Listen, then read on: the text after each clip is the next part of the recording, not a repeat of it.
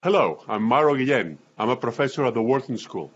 Today I'm here with Howard Kunreuther, who's a professor of decision sciences and business and public policy at the Wharton School, as well as a co-director of the Risk Management and Decision Processes Center, also at the Wharton School. Howard, thank you so much for joining us today. It's a pleasure to be with you, Mauro. I look forward to an interesting interaction with you. So yesterday you taught a fantastic class to our 2,000 students plus 500 auditors. And you asked at the beginning a very important question, and I'd like to get your answer to it, which is, why didn't the public, the American public, pay attention to the pandemic until the month of March? This is a very interesting issue that we are spending a very good deal of time looking at and thinking about. Let me mention the fact that we do have a set of biases, cognitive biases, that influence our behavior. And those biases actually are ones that help us in making decisions for normal events. But when we deal with low probability, high consequence events like the pandemic, we really are challenged by them. So let me mention four of them and relate them essentially to the pandemic and what happened to individuals, what all of us tended to do in January and February. The first bias that I'll mention is myopia.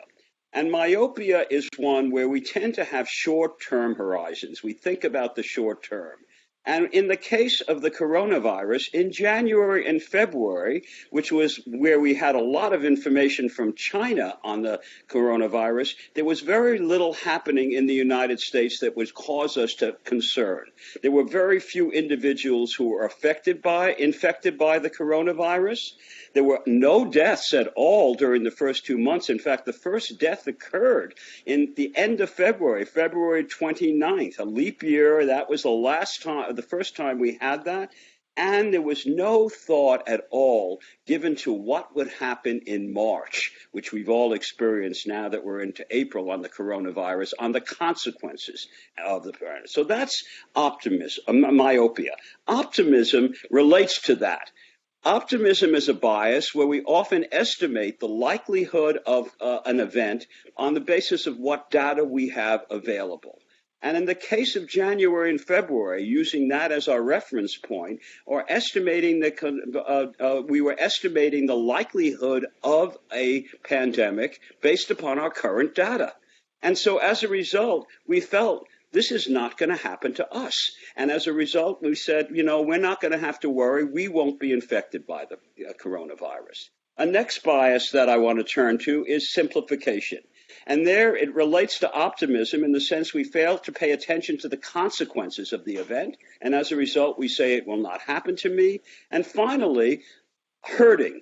We look at our friends and neighbors. We look at the fact that what are they doing, and we tend to do the same thing. And we all are in the same boat. And as a result, there was a tendency to actually congregate and spend time together. I think the one example we all know about was many people going to Mardi Gras in New Orleans on February 25th. And as a result, we know those are the four biases that I'll mention here. Okay, thank you so much. That is fascinating. Now, here's another question for you.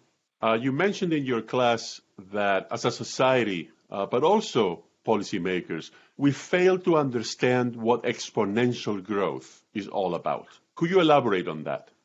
Yes, I think this is one of the real challenges that we face with respect to dealing with events like a pandemic, where we do have exponential growth. And I think we're all aware of exponential growth today as to what has happened over the last month, not certainly in January and February.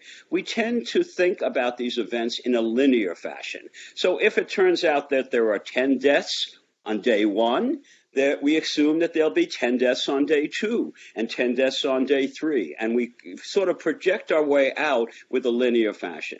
What is interesting to us, and I want to mention my colleague who has been working with me on this, Paul Slovic, who's a psychologist who has studied risk perception, he noted back in 1975, there was an article by a Dutch psychologist, Wagenaar, doing experiments on exactly that issue of exponential growth, and people tended to underestimate enormously what would happen in the future. And I think this is exactly the case with the coronavirus, because what we really have done is we have tended to project what happened in January and February to March and in the future, and we know what is happening right now. So if one would have asked a person in January and February what is going to happen in March with the coronavirus, most people would have projected the linear growth. They say we have had very few people infected. We've had no deaths until February 29th. And I think everyone has been really struck by the fact that there has been this enormous exponential growth,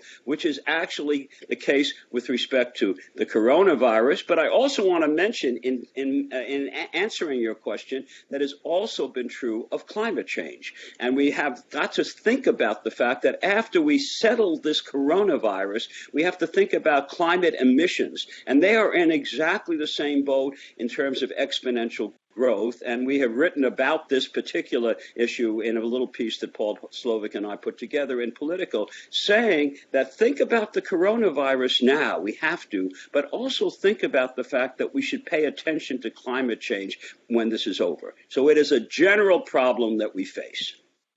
Yeah, so Politico, of course, is the online publication, is politico.com.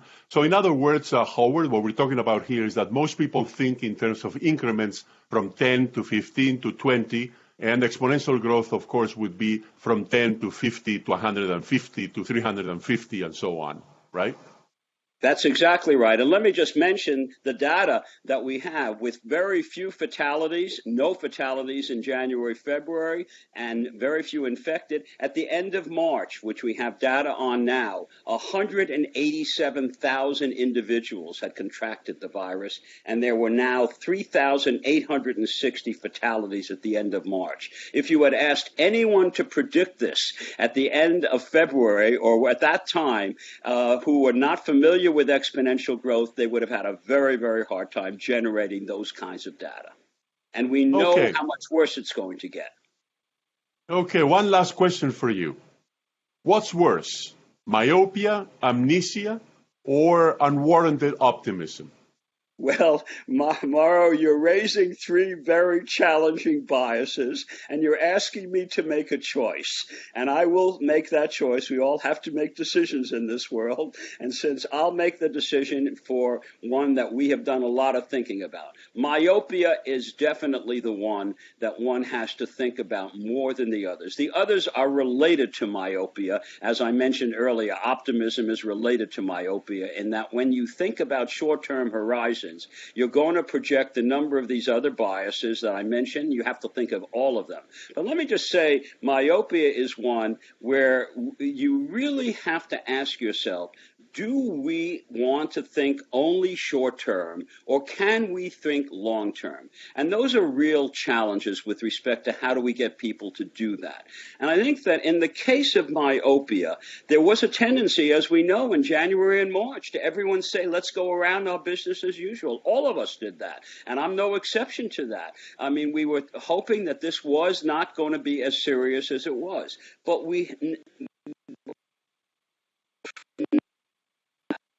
let me mention a few things that one might do to be able to get people to think about myopia in the January, February time, in the early times of a virus. One of them is to show the important benefits of social distancing so that you could actually tell people, look, if we do this now, we will prevent the number of deaths and fatality and people infected in the future. And that relates, of course, to exponential growth, your earlier question on that. We have to tell people that that's going to happen.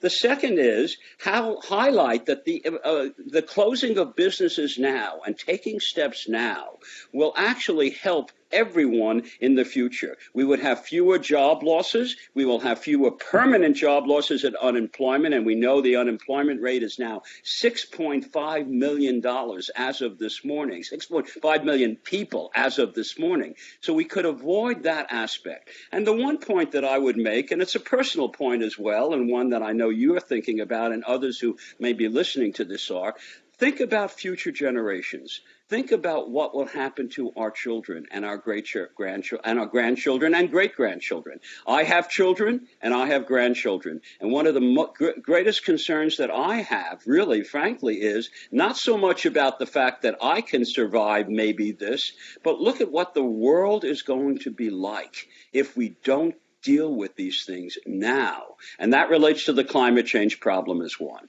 So it's on that basis that I would say myopia has to be addressed, and the others, of course, also. So we all need to wear our glasses to avoid this bias, and of course. Not rose-colored glasses. So Howard, tell us about briefly about a book that you have out that I think most of our listeners may find interesting to read in this context. Well, thank you for asking, Mauro. I'll say a word, first of all, that the book was written by my co-director, Robert Meyer. We co-direct the Wharton Risk Management and Decision Process Center. It's a 35-year-old center that focuses from day one on low probability, high consequence events. We were looking at why people didn't wear seatbelts when we started, and now we're focusing on terrorism, climate change, and now, of course, the pandemic and the challenges which we hadn't really looked at before. In this book that we wrote, it's called The Ostrich Paradox, Why We Don't Prepare for Disasters. And we called it the Ostrich Paradox because of the fact that ostriches, even though we think they do not bury their heads in the sand. They are actually very smart. They cannot fly, so they run fast and they protect their young.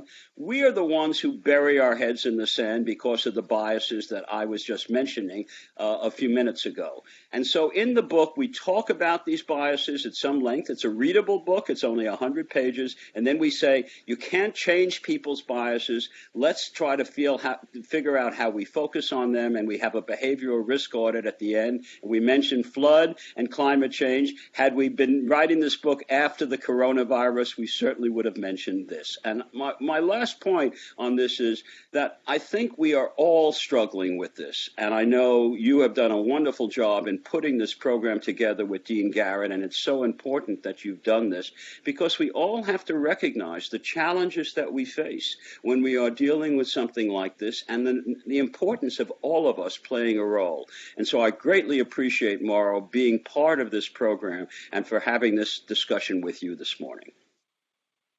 Thank you so much, Howard. I should say that we're taping this video on April 2nd, 2020. And I would like to once again thank Howard.